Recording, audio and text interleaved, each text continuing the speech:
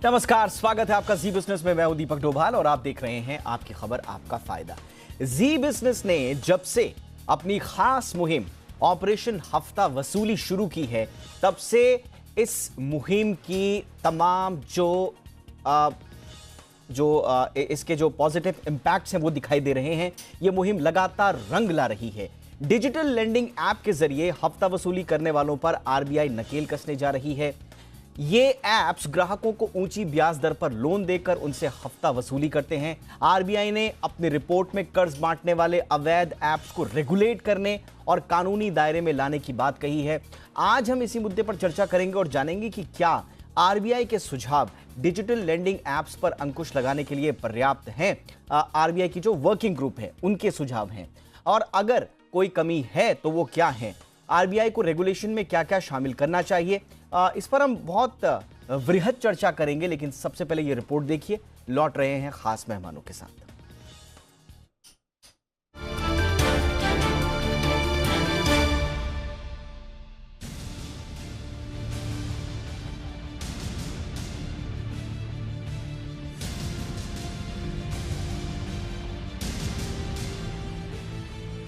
Digital lending app यानी mobile apps के जरिए कर्ज बांटने वालों के खिलाफ आरबीआई सख्त हो गया है। जी बिजनेस ने अप्रैल 2020 में ही डिजिटल लेंडिंग ऐप के जरिए हफ्ता वसूली करने वाले ऐप्स के खिलाफ मुहिम छेड़ी थी। वो मुहिम रंग लाती दिख रही है। जी बिजनेस के खबर दिखाने के बाद आरबीआई ने ऐसे ऐप्स की जांच पड़ताल के लिए जनवरी 2021 में एक वर्किंग ग्रुप का गठन किया था। इसी वर्किंग ग्रुप ने अपनी एक रिपोर्ट जारी की है और 31 दिसंबर तक इस पर सुझाव भी मांगा है। आरबीआई वर्किंग ग्रुप ने डिजिटल लेंडिंग ऐप्स की विश्वसनीयता की जांच के लिए एक नोडल एजेंसी बनाने की सिफारिश की है। इस नोडल एजेंसी को अपनी वेबसाइट पर वेरीफाइड ऐप्स का रजिस्टर मेंटेन करने की जिम्मेदारी दी जाएगी। इन ऐप्स की ब्याज दरों को भी वाजिब रखने को लेकर सुझाव दिया गया है। साथ ही डिजिटल इंडिया ट्रस्ट एजेंसी जैसी संस्था बनाने की सिफारिश की है।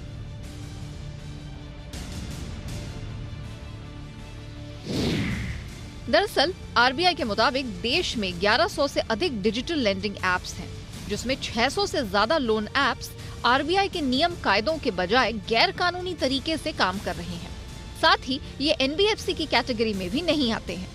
आरबीआई ने पाया है कि अवैध तरीके से चलने वाली इन कंपनियों का आकार 1000 करोड़ से कम का है। डिजिटल लेंडिंग ऐप के इस गैर कानूनी खेल में चीनी कंपनियों का भी हाथ पाया गया है। इन्होंने बंद पड़े एनबीएफसी में पैसा लगाकर इनके ऐप्स के जरिए ग्राहकों से मोटी रकम वसूलने का काम किया। रिपोर्ट में कहा गया है कि जनवरी 2020 से लेकर मार्च 2021 तक आरबीआई के पोर्टल पर लोन ऐप से जुड़ी 2562 शिकायतें दर्ज हुई हैं।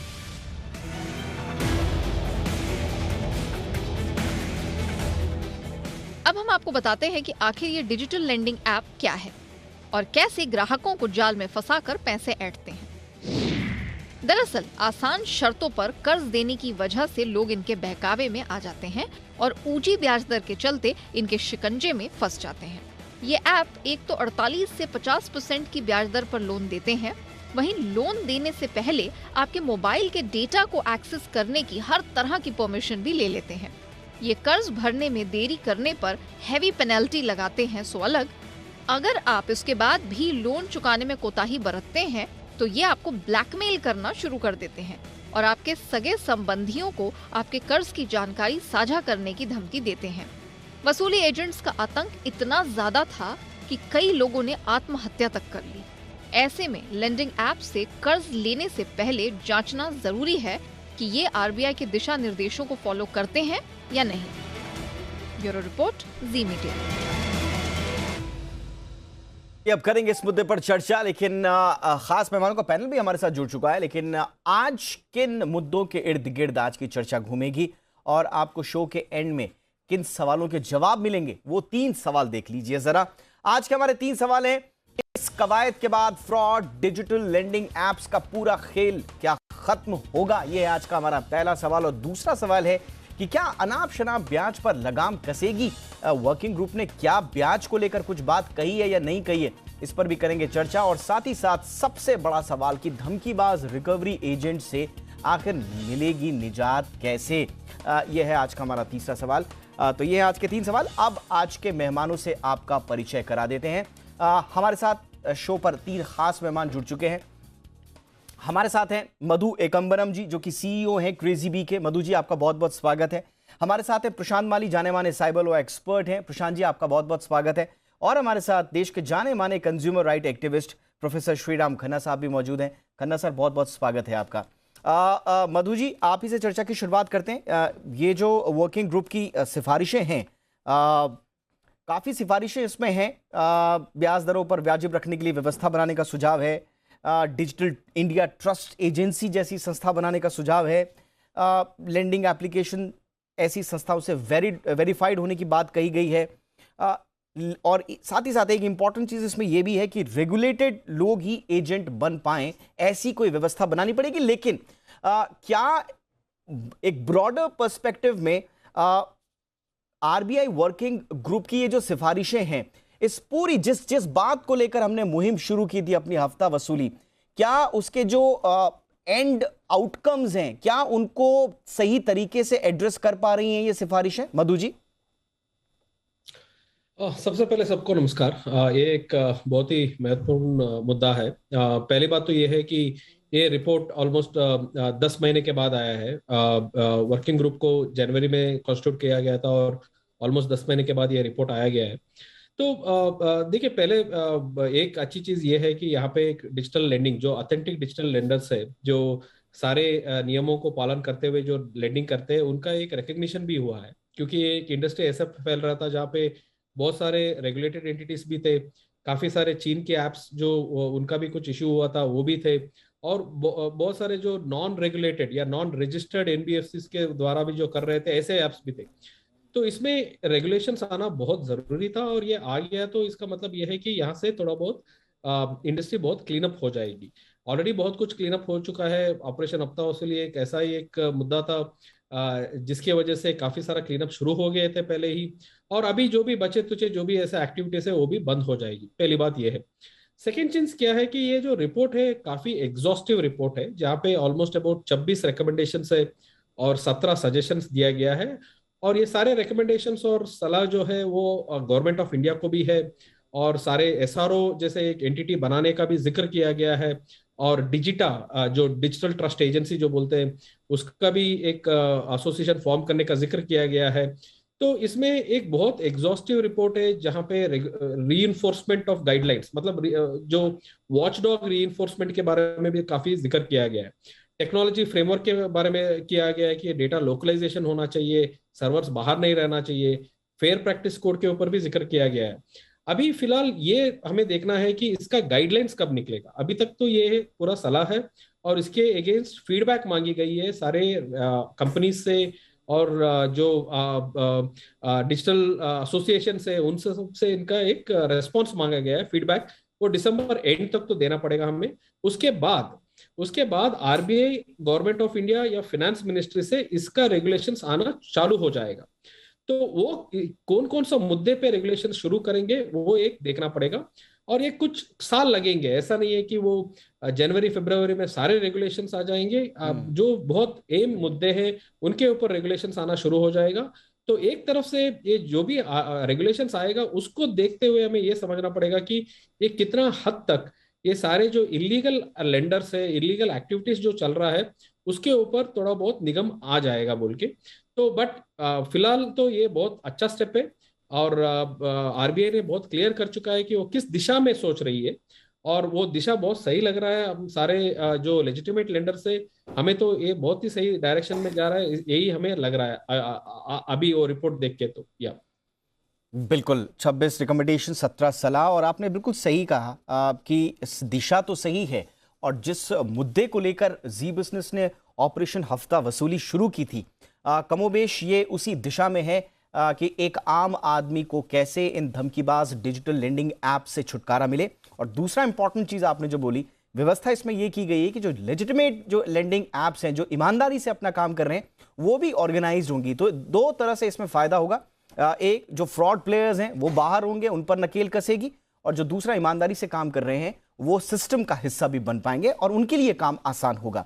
प्रशांत माली, मैं आपके पास आना चाहूंगा। टेक्नोलॉजिकल फ्रेमवर्क की बात मधु जी ने कही है। इसमें जाहिर सी बात है, डेटा को लेकर कुछ बातें कही हैं, सर्वर वगैरह बाहर नहीं होने चाहिए, जो बुनियादी जो चीजें थी आप लोगों की, हम लोगों की जो पेन पॉइंट्स थे उनको एड्रेस किया गया है। लेकिन एक चीज इसमें डाल दी गई है कि डेटा प्राइवेसी बिल जब आएगा तो उस हिसाब से फिर हम प्राइवेसी की बातें करेंगे। तो इतना बड़ा पेन पॉइंट है और उसको जब डेटा प्राइवेसी बिल आएगा उस पर छोड़ देना, आपको नहीं लगता थोड़ा सा प्रोएक्टिव होकर वर्किंग ग्रुप इसमें एक अलग हटके पहल कर सकता था जो नजीर बन पाती डेटा प्रोटेक्शन को लेकर? देखो, दो चीज पे इनकी पहल रह गई है। एक तो डेटा प्रोटेक्शन पे कुछ बोल नहीं रहे। खैर, उन्होंने पीडीपी पे ढकेल दिया, पीडीपी किया। आज जो वर्किंग कमेटी रिपोर्ट है वो टेबल हो गया है, तो शायद ये नवंबर में डेटा प्राइवेसी बिल लोकसभा में टेबल हो जाएगा। लेकिन दूसरी बात, ये सारा जो चल रहा है, ये चल रहा है जो ऐप वाले हैं उनके फोकस्ड। कंज्यूमर फोकस कहाँ पे है? ग्रीवेंस हैंडलिंग मैकेनिज्म कहाँ पे है? ये जो आत्महत्याएं हुई, मैंने कई केसेस हैंडल किए हैं, उसमें बड़े बड़े मतलब जो लेखक वगैरह जो बॉलीवुड के स्टार्स है वो भी आत्महत्या कर गए इसके चक्कर में। इनको ग्रीवेंस हैंडलिंग मैकेनिज्म की तरह जो ग्रीवेंस हैंडलिंग मैकेनिज्म है वो क्यों नहीं ये वर्किंग ग्रुप ने आगे चल के बोल दिया कि इसको तुम आप ऑनलाइन ही कर दो। इसको पहले आप क्रेडिट रेफरेंस ऑनलाइन कर रहे हो, केवाईसी ऑनलाइन कर रहे हो, तो क्यों नहीं ग्रीवेंस हैंडलिंग मैकेनिज्म ऑनलाइन कर देना। ओडीआर, जिसको ऑनलाइन डिस्प्यूट रेजोल्यूशन बोलते हैं, वो करना, ताकि ये 2-2 हजार, 5-5, 10-10 हजार के लोन लेने वाले कोर्ट में तो जाने वाले नहीं है, ना ही पुलिस में जाएंगे। तो क्यों नहीं इस रेजोल्यूशन को इसका भाग कर देना। इसके लिए मुझे लगता है इसमें चूक रह गई है। बाकी तो खैर इन्होंने अच्छी तरीके से रिपोर्ट बनाया, लेकिन इस पे अभी रिकमेंडेशंस आके फिर ये बनेगी। लेकिन जो ऐप सेंट्रिक है वो थोड़ा कंज्यूमर सेंट्रिक करके उसको बैलेंस करना बहुत जरूरी था। और ये जो डेटा प्राइवेसी है, प्राइवेसी के आज हम जैसे बात कर रहे हैं उसके तहत 43A capital A IT act के तहत इनका जो इनको फॉर्मुलेट करना है रीजनेबल सिक्योरिटी प्रैक्टिसेस, वो भी उन्होंने मैंडेटरी मतलब है ही उनको, और उसका जिक्र भी इसमें होना चाहिए था, ऐसा मुझे लगता है। बिल्कुल। प्रोफेसर खन्ना, आपके पास आना चाहूँगा। सर, ये जो रिपोर्ट आई है वर्किंग कमेटी की, वर्किंग ग्रुप की, इसमें सबसे बड़ा जो पेन पॉइंट, जो धमकीबाज रिकवरी एजेंट्स हैं, जो आओ देखते हैं ना ताओ देखते हैं और आपको गालियां देकर, धमका कर, और जैसा कि हमने अपने ऑपरेशन हफ्ता वसूली में बताया था कि आपका डेटा चोरी करके ये आपके रिश्तेदारों तक पहुंचने की धमकी देते हैं, और इनफैक्ट कई मामलों में रिश्तेदारों तक गए भी और उनको तक धमकाने की कोशिश की। इन पर वर्किंग ग्रुप कह रहा है कि इनको नेगेटिव लिस्ट में डाल दिया जाएगा। सर, क्या ये पर्याप्त है सिर्फ नेगेटिव लिस्ट में डाल देना? एक तरह से जैसे वो सरकारी हायरार्की में होता है कि भाई सीआर खराब कर दो इनकी, तो आगे इनको सबक मिलेगा। लेकिन यहां तो कुछ ठोस कदम उठाए जाने की आवश्यकता थी। सर, आपको लगता है कि एक नेगेटिव लिस्ट बना देना, अच्छा पूरी तरह से बार्ड कर देना, उनके ऊपर कानूनी कार्रवाई होगी, ऐसा फिलहाल मोटे तौर पर दिख नहीं रहा है। मुझे करेक्ट करेंगे अगर मधु जी, अगर इसमें ऐसी कोई बात है, लेकिन फिलहाल मोटे मोटे तौर पर यही है। तो खन्ना सर, इससे आगे जाने की आवश्यकता है, रिकवरी एजेंट्स जो धमकाते हैं उन पर नकेल कसने के लिए। देखिए, जो डिजिटल लेंडिंग के प्लेटफॉर्म्स हैं, ये मार्केट में जो लेंडिंग की मार्केट है उसमें कंपटीशन बढ़ाते हैं। इसको ध्यान में रखना चाहिए। और आम आदमी को जब वो कोई लोन लेने जाता है तो एक आध आदमी से बात करता है या बैंक से बात करता है या NBFC से बात करता है, तो उसको कहते हैं इतने इंटरेस्ट पे मिलेगा जी आपको, ये टर्म्स है। तो जब डिजिटल लेंडिंग इससे कम दाम पे देंगी, इससे कम इंटरेस्ट पे देंगी पैसा, तो लोग उस तरफ जाएंगे। अब उसमें वो गलत बयानी करके और ज़्यादा पैसे निकालने की कोशिश करें, डेटा को चोरी करके उसको ब्लैकमेल करने की कोशिश करें, तो इसके खिलाफ तो एक ही तरीका है, वो है FIR का, कि उसके खिलाफ साइबर क्राइम में FIR करी जाए कि डेटा, पर्सनल डेटा का लीक, चोरी किया गया है और ब्लैकमेल किया जा रहा है। तो ये इंडियन पेनल कोड के और इंडिया इंफॉर्मेशन टेक्नोलॉजी एक्ट के ऑफेंसेस हैं, इनके खिलाफ कोई भी सिटीज़न कार्रवाई कर सकता है। जहाँ तक रही RBI की बात, RBI का रोल रेगुलेशन का है, और वो रेगुलेशन उनके करने से यदि जो रूल्स ऑफ द गेम हैं, जो फेयर प्ले के रूल्स वो एडवोकेट करते हैं, वो इन ऐप्स के ऊपर लागू होंगे, तो वो एक अच्छी बात है।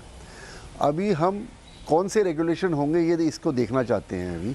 और अभी जो रिपोर्ट आई है उसकी डेलिब्रेशंस होंगी, और वो जब रेगुलेशन बन के आएंगे तो पहले साइकिल में उसका इम्प्लीमेंटेशन देखा जाएगा, फिर उसमें कमियां सामने होंगी। तो इसमें सबसे ज़रूरी बात यह है कि ट्रांसपेरेंसी रहे कि भाई आप लैंड कर रहे हो, कितने रेट पे लैंड कर रहे हो, उसके रेस्ट पॉइंट्स क्या हैं, कितना इंटरेस्ट बनेगा, इसकी स्टेटमेंट्स टाइमली मिलनी चाहिए। और जो ईएमआईज हैं या वापसी का जो दौर है वो कब शुरू होगा, कब ख़त्म होगा, और उनके पास कोई डिवाइस ना हो जिससे कि वो कंज्यूमर को फंसा के और उससे ज़्यादा पैसे ऐंठने की कोशिश करें। इसमें ग्रीवेंस हैंडलिंग मैकेनिज़्म जो है इस समय आरबीआई का, ओम्बुड्समैन का, सिंगल ओम्बुड्समैन का, उसमें इसको लाना चाहिए उनको आमतौर पर। और कंपनी लेवल पर भी कंप्लेंट्स रिड्रेसल मैकेनिज्म होना चाहिए, ऐसा मेरा मानना है। बिल्कुल, और उसी दिशा में ये जो वर्किंग ग्रुप की जो रिपोर्ट है उसी दिशा में जाती हुई दिख रही है। लेकिन अभी भी इसमें क्या कुछ ऐसी बातें हैं जिन पर अभी भी वक्त रहते मंथन करके और इसको ठोस बनाकर और फिर एक प्रॉपर जब गाइडलाइंस आएंगी भविष्य में, वो ऐसी गाइडलाइंस हो कि उसमें कोई गुंजाइश ही ना हो किसी के साथ फ्रॉड, किसी के साथ इनजस्टिस, किसी के साथ हैरेसमेंट की शिकायतें ना पेश आएं। तो ऐसे एक गाइडलाइंस जारी करने से पहले हमें क्या क्या करना होगा या किन किन बातों पर ध्यान रखना होगा, इस पर करेंगे एक छोटा सी चर्चा। और तो जी बिजनेस की ऑपरेशन हफ्ता वसूली मुहिम जो है वो लगातार रंग ला रही है, और अब डिजिटल लेंडिंग एप्स पर लगाम कसने के लिए आरबीआई की वर्किंग ग्रुप की रिपोर्ट भी सामने आ चुकी है, और उम्मीद करते हैं कि जल्द से जल्द इन पर एक ठोस गाइडलाइंस भी आए। लेकिन क्या कुछ इसमें आगे हो सकता है, इस पर हम चर्चा कर रहे हैं। मधु जी, एक जिसका जिक्र खन्ना सर ने भी किया कि अनाप शनाप जो ब्याज दरें, और आज के सवाल में भी हमने ये उठाया है, अब 40-40, 35-35, 30-30% तक का ब्याज देने की ये बात करते हैं।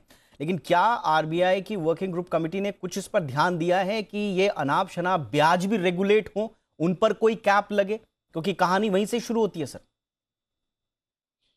तो अभी रेगुलेशंस में तो कैप का जिक्र तो नहीं किया गया है, बट उसमें एक प्राइसिंग के ऊपर जो है बहुत ट्रांसपेरेंसी के ऊपर बहुत ज्यादा फोकस दिया गया है कि जो भी प्राइसिंग है वो पूरा एक ट्रांसपेरेंटली कस्टमर को कम्युनिकेट किया जाए। मतलब उसका फीस जो है या उसका इंटरेस्ट रेट जो है, बाद में जो पेनल्टी जो लगता है या पीनल इंटरेस्ट जो लेट पेमेंट पे जो पीनल इंटरेस्ट जो लगता है, तो ये सारे जो चीजें हैं ये सारे काफी ट्रांसपेरेंट हो और कस्टमर को खुल के पूरा बता दिया जाए पहले, वो लोन से पहले। इसके बारे में काफी जिक्र किया गया है। बट जैसे कि आपका क्वेश्चन है कि उसके ऊपर कुछ कैप आएगा, उसके बारे में काफी कुछ बताया नहीं गया है।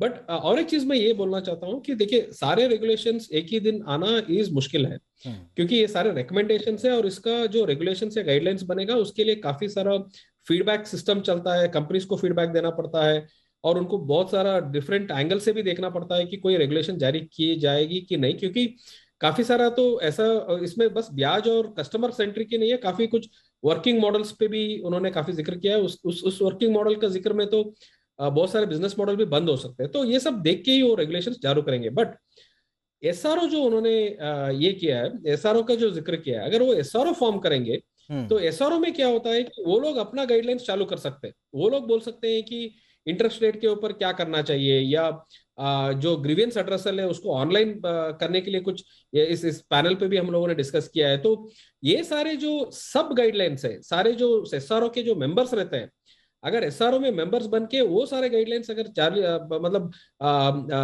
फॉलो करना पड़ेगा तो वो थोड़ा फास्ट प्रोसेस हो जाएगा।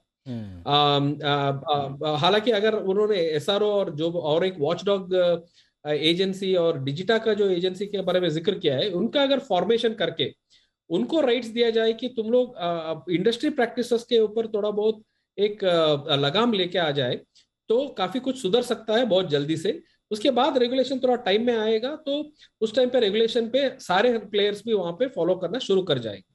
बिल्कुल। प्रशांत जी, अब इसमें टेक्नोलॉजी के पॉइंट ऑफ व्यू से ये जो फ्रॉड्स हो जाते हैं, लूपहोल्स रह जाते हैं, एक बहुत बड़ा मौका है आरबीआई के पास एक नज़ीर पेश करने का।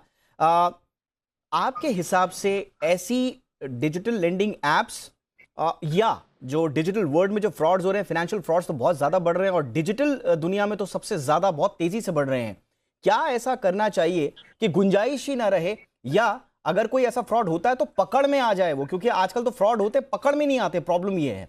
तो ऐसा क्या किया जाए टेक्नोलॉजी में क्या ऐसा कोई इनोवेशन लाया जाए जिस पर आरबीआई सोच सकता है, अपनी गाइडलाइंस में इनको शामिल कर सकता है? देखो हमारे यहाँ पे जो जैसे ये फ्रॉड या क्राइम हो जाता है, क्राइम होने के पास हमारे पास एक ही ऑप्शन बचता है कि हम जाके एफआईआर करेंगे। एफआईआर करने के लिए आपको पुलिस के पास जाना पड़ता है, और हमारे भारतवर्ष के पुलिस के पास एक विशेष गुण है कि एफआईआर नहीं करना। वो आपको 10 कारण देंगे कि कैसे एफआईआर नहीं होती, उसके पास नहीं होती, जुरिस्डिक्शन का प्रॉब्लम, इसका उसका प्रॉब्लम। तो ग्राहकों को इफेक्टिव रिलीफ मिलता नहीं है, फ्रॉडस्टर को पकड़ नहीं पाते। अगर आरबीआई खुले मन से ये चाहती है कि हम फ्रॉडस्टर को पकड़े, तो जो ये डिजिटल लेंडर्स हैं, जो इनका एक सिंगल प्लेटफॉर्म हो और इनका जो केवाईसी एक्सचेंज हो, और कोई फ्रॉड और इनका एक कनेक्शन पुलिस के साथ भी हो, जिससे कि फ्रॉड का जो डेटा है वो तुरंत साझा किया जाए। ये फ्रॉड का डेटा जब इनसे मांगा जाता है तो ये कहीं कुछ समय ले लेते हैं पुलिस को भी देने के लिए, तो पुलिस भी कभी कभी हतबल हो जाती है इसके चलते।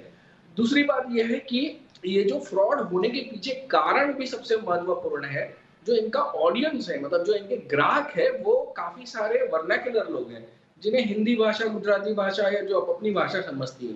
तो कई सारे ये एप्स के जो एसएमएस जाते हैं या इनके जो फॉर्म्स होते हैं जिसपे आई एग्री करके साइन करते हैं, वो कोई पढ़ता नहीं है। और ये पढ़ता नहीं है इसलिए उनको समझता नहीं है कि ये आपका जो ब्याज है वो चक्री चल रहा है या कितना % चल रहा है, वो हिडन इसमें रह जाता है। तो उसके लिए क्या उस पर भी गाइडलाइंस, और सबसे इम्पोर्टेंट ये गाइडलाइंस और एसआरओ से काम चलने वाला है नहीं। इसके लिए जो आरबीआई ने शुरुआत में कहा है कि लेजिस्लेशन लाना चाहिए, लॉ लाना चाहिए, कायदा लाना चाहिए, तभी ही कानून होने से ही सारा रेगुलेशन जो है वो पुख्ता हो जाएगा। आरबीआई की गाइडलाइंस एक लॉ नहीं है। आरबीआई की गाइडलाइंस मात्र एक वो रेगुलेटर की गाइडलाइंस होती है जो आपको फॉलो करना है। उसको ज्यादा से ज्यादा आप फॉलो नहीं करते हैं तो एक आध आपको कुछ फाइन लग जाए, वो भी आप काफी समय बाद। लेकिन लॉ लाने से, ये लॉ ऑफ द लैंड होने से सब उस कानून के दायरे में आ जाएंगे, और फिर उससे इंसाफ मिलने में जो फ्रॉडस्टर्स हैं छोटे छोटे, उनको इंसाफ के दायरे में लाना बहुत आसान हो जाएगा। बिल्कुल। प्रोफेसर खन्ना, ये सारी की सारा ये जो मसला है, इसमें जो जैसे कि मैंने जिक्र किया कि रिकवरी एजेंट से जुड़ा हुआ बहुत बड़ा सरदर्द है। और डिजिटल लेंडिंग एप्स तो छोड़ दीजिए, आप तो सामान्य रूप से अगर कहीं आपने कहीं बिल देने में देरी कर दी, कहीं पर आपका क्रेडिट कार्ड का बिल कई दिनों से आपने नहीं भर पाए हैं, कई तरह की मजबूरियां हो सकती हैं, तो एक पूरा का पूरा तंत्र है रिकवरी एजेंट्स का, जो धमकाते हैं, डराते हैं, गालियां देते हैं, और उन पर लगाम हम लोग कस पाए नहीं हैं। क्या इस तरह के केसेस के लिए एक अलग लॉ लाने की आवश्यकता है, या मौजूदा जो प्रावधान है उन्हीं में बात बन सकती है? सर देखिए, मौजूदा प्रावधान जो है वो इसमें काफ़ी मजबूत हैं, और इस पर सुप्रीम कोर्ट की भी जजमेंट आ चुकी है, और रिजर्व बैंक को डायरेक्शन दी गई है कि बैंक्स और एनबीएफसीज को बताया जाए कि जो लोग वो एंगेज करें रिकवरी के लिए, उनके लिए क्या कोड ऑफ कॉन्डक्ट हो, किस तरह के वो लोग हों, कैसे उनका बिहेवियर हो। ये सब बातें ऑलरेडी कानून में हैं और सुप्रीम कोर्ट की जजमेंट की मान्यता है। तो मुझे लगता है कि आरबीआई को जो एनबीएफसीज और बैंक्स के ऊपर ये गाइडलाइंस लगती हैं वही इनके ऊपर लगनी चाहिए, ताकि सारी मार्केट में एक तरह का रेगुलेशन हो। और मुझे ये भी कहना है कि ये कोई अलग चीज़ नहीं है। जो बैंक्स और एनबीएफसीज लोन्स दे रही हैं और उनके ऊपर जो गाइडलाइन आरबीआई की हैं, सेम गाइडलाइन इन पे लगनी चाहिए। हाँ, क्योंकि इनका ज़्यादातर डिजिटल है, तो डिजिटल एस्पेक्ट्स के ऊपर इन्फॉर्मेशन कंज्यूमर को ज़्यादा चाहिए, क्योंकि बैंक से तो वो जाके पता कर सकता है। यहाँ पर उसकी सारी जानकारी उसको मिलनी चाहिए, और जब भी कोई लोन हो तो उसकी टर्म्स ऑफ लोन वो लिख के एक डॉक्यूमेंट जो कंज्यूमर के पास रहना चाहिए, जिसके बेसिस पर वो अपने राइट्स को इन्फोर्स कर सके। और मेरा ये भी कहना है कि एक स्टैंडर्ड है ISO 10001। आरबीआई को सोचना चाहिए कि जितने भी कंज्यूमर्स की शिकायतें हैं, इसको ISO 10001 के माध्यम से हर कंपनी द्वारा रेगुलेट करवाएं। ये नहीं कि आरबीआई करे, आरबीआई अपने रेगुलेशन में डाले कि हर कंपनी जो भी लेंडिंग करती है हिंदुस्तान में, यानी कि जितने भी नियम है यूनिफॉर्म तरीके से उसका सब तरीके से पालन हो, ऐसा भी एक कॉम्प्रिहेंसिव सिस्टम बनना जरूरी है।